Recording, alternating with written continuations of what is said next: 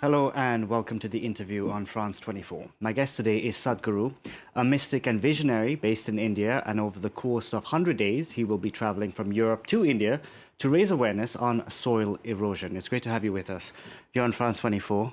Now, you have 80 days left on your trip, 18 more countries to go through. Do you feel like you're making an impact?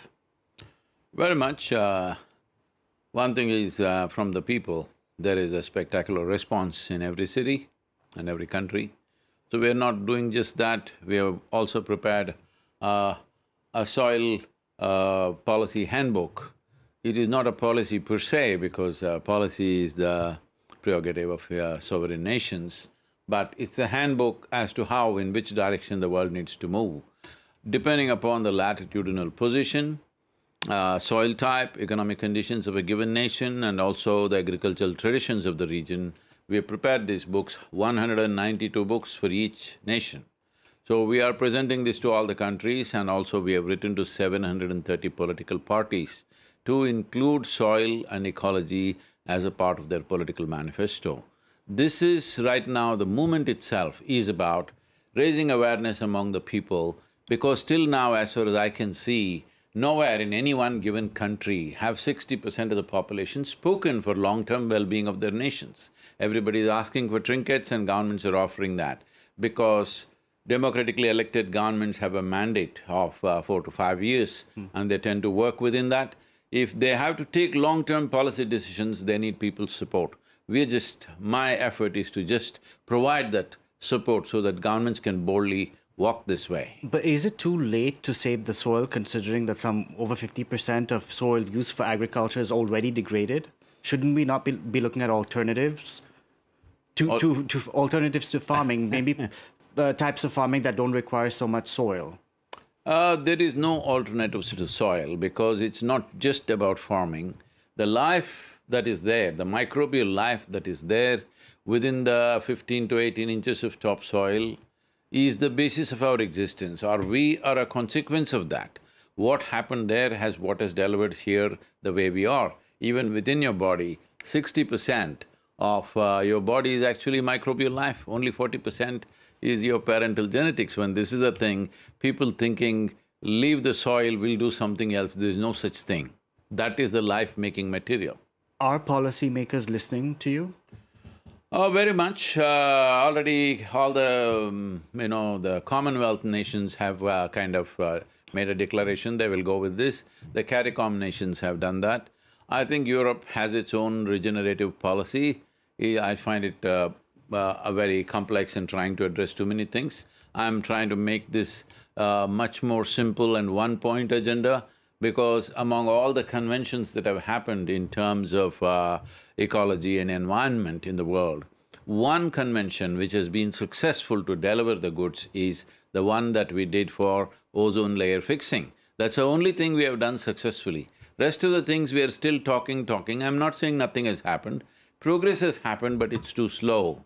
Because what you're suggesting for the soil doesn't cost a whole lot of money, I think. Not at all. It's not about money, it's about commitment and direction. And what can individuals do? I know what, for instance, my parents who have a garden can do. I don't have a garden. I live in an apartment building on the 4th floor. What can I do? I have one plant, but what can I do? You fixing that pot, soil in the pot, is very cute of you, but it's not a solution. Exactly. Because 71% of the earth's land is in agriculture. It's important the change happens there. Your parents fixing their garden is wonderful of them. It shows their personal responsibility, but it's not a solution. We have come to a place where unless there is a global policy, that nations take this policy, that a minimum of 3 to 6% organic content is needed. This is something every soil scientist will tell you, minimum 3 to 6% is needed to keep the soil alive. First and foremost thing is to understand soil is a living entity. The largest living system, not on this planet, in the known universe, is the soil. Because it is trillions and trillions of lives. A handful of soil can have 8 to 10 billion organisms, 50 to 75,000 species in one handful of soil. So this is a living thing. But in most agricultural ministries across the world, I've been talking to a lot of them, they're still addressing it as an inert substance, that they can add a few chemicals and fix it. First thing is this has to change. First thing is to recognize that soil is a living entity. And how do you go about, picking these issues, or do these issues find you? Because now you're on to save the soil, but before it was rivers. How do you go about finding these issues? So in the last 30 years, I've been talking about changing the greenscape of southern India, out of which we planted millions of trees, inspired people to plant many more. Today, the Google Maps are showing over 11% increase in green cover. So people are saying, you were talking about trees, then you were talking about rivers, now you're talking about soil. You must understand, in a tropical country especially, and everywhere it is true, we plant trees in the soil, not on our heads. Hello? So when we say trees, we're talking about soil. When we say rivers, we're talking about soil. In Europe, maybe, I do not know the percentage, maybe 50–60% of your rivers are flowing because of the ice melting somewhere, all right? But in India, only 4% of the river water is because of melting ice. Rest is all monsoon. Our monsoon happens in 75 to 90 days. What comes down in 90 days has to be held in the soil for 365 days. Only then the rivers will flow. If it has to be held in the soil that long, it must have a certain amount of organic content, otherwise it cannot hold.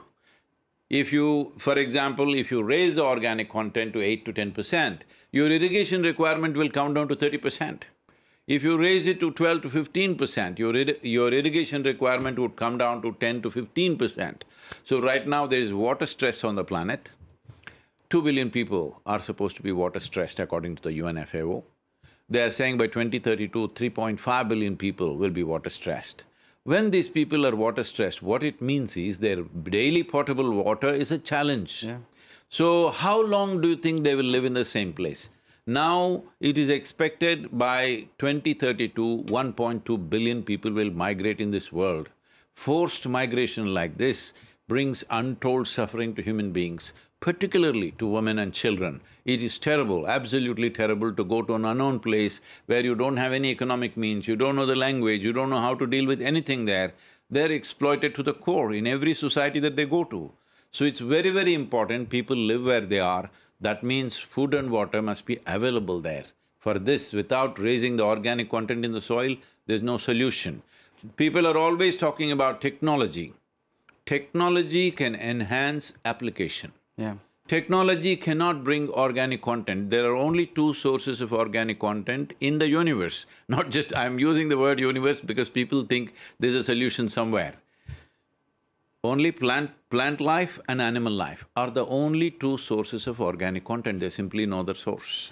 Sadhguru, I rarely get to talk to a guru, so I'm just…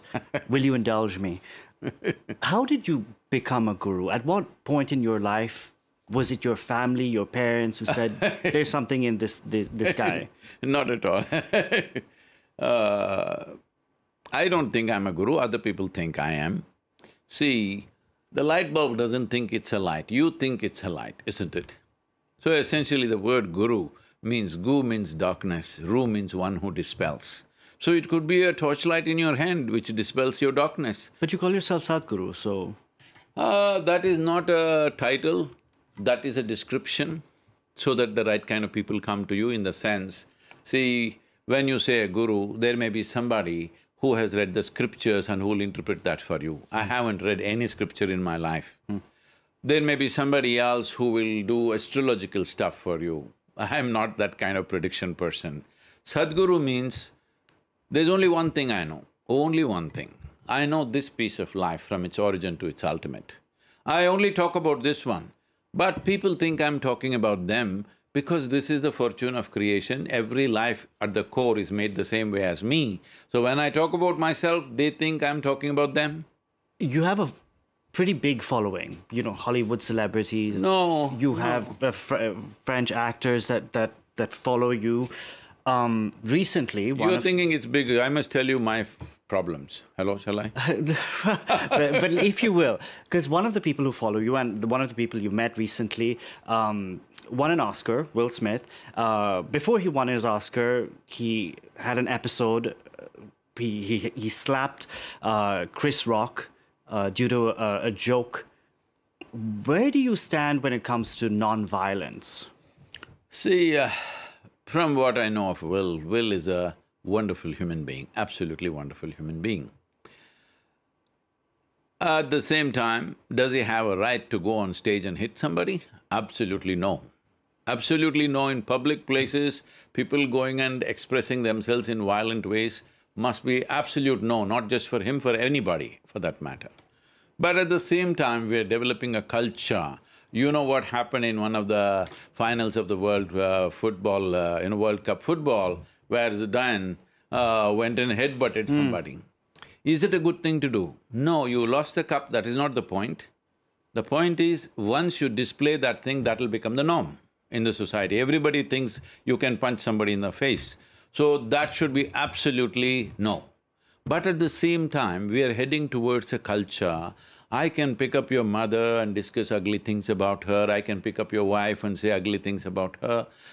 This must also be contained a little bit, all right? If I want to make jokes about you or your family, I should know you that well, that I can sit with you in private and make jokes about you. Sadhguru, we're going to have to leave it there. Thank you very much for joining us on France 24 and good luck on the rest of your journey. Thank you. That's it for this edition of The Interview. Thank you very much for watching.